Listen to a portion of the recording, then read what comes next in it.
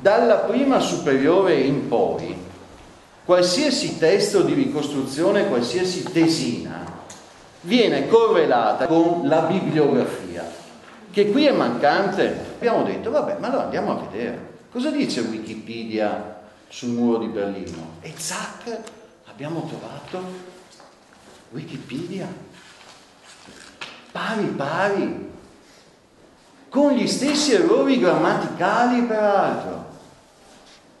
Quindi non c'è stata neanche una revisione di sintassi di questi testi. Sergio Romano preso integralmente, viaggio in Germania, altro sito, Wikipedia su Jan Palach. Sapete qual è la mia sensazione? Che ci ho messo più tempo io a ricercare il loro copia e incolla che loro a scrivere questo testo. Allora devo pensare che il modello dell'istruzione dell'assessore Donazan è quello del copia e incolla e quindi di non studiare? Oppure devo pensare che lei non era a conoscenza di questo scoppiazzamento e quindi di conseguenza dovrei chiederle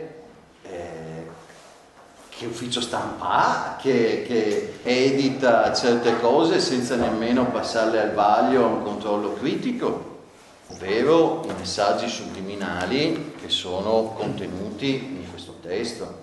In questo testo è ripreso integralmente da un discorso fatto dall'ex presidente di Azione Giovani a un convegno che vi abbiamo allegato in copia. Notare senza citazioni, quindi come affermazione di un'identità precisa, politicamente schierata. Sì, qui c'è il simbolo della croce celtica e l'architettura, quella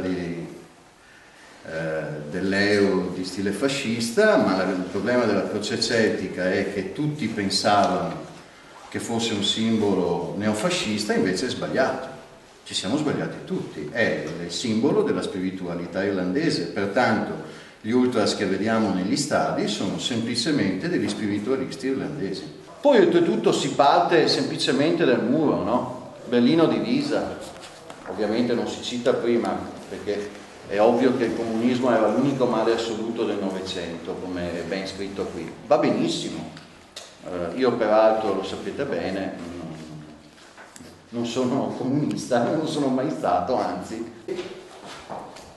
Il denaro pubblico speso per propagandare idee politiche nelle scuole con il metodo semplicistico che è tipico di certi esponenti politici, dove tutta la cultura è racchiusa e la politica in pochi slogan, è un esempio devastante per i nostri figli. È costato 15.000 euro. Mi auguro che nessuno, visto quello che succederà, richieda i diritti d'autore, visti gli scoppiazzamenti, perché sennò costerà molto di più.